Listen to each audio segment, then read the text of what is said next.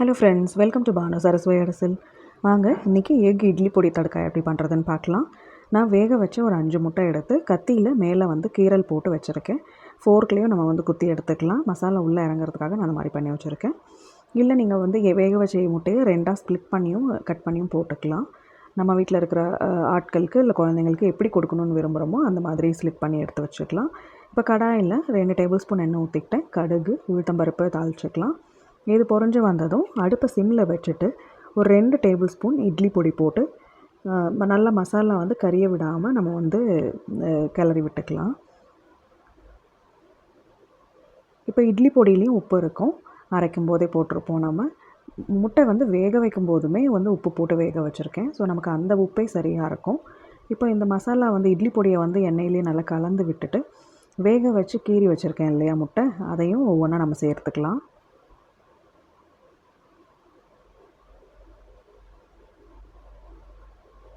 நான் அடுப்பை சிம்மில் வச்சு தான் இப்போ போட்டுட்ருக்கிறேன் நான்.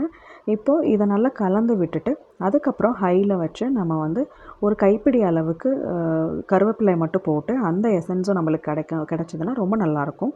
நல்லா கருவேப்பிலை பொரிஞ்சு இதில் வரும்போது நல்லாயிருக்கும். ஆல்ரெடி பொடியில் நம்ம கருவேப்பிலையெல்லாம் போட்டு அரைச்சிருப்போம். இருந்தாலும் ஃப்ரெஷ்ஷாக கருவேப்பிலை போட்டு இதில் போட்டு தாளிக்கும் போது நல்ல ஒரு அரோமா கிடைக்கும், நம்மளுக்கு சாப்பிட்றதுக்கு ரோஸ்ட் ஆகி வரும். ஸோ இப்போ நல்லா இதில் போட்டு கலந்து விட்டுட்டு அந்த கருவேப்பிலையெல்லாம் பொரிஞ்சதும் நம்ம ஒரு பிளேட்டுக்கு மாற்றிக்கலாம்.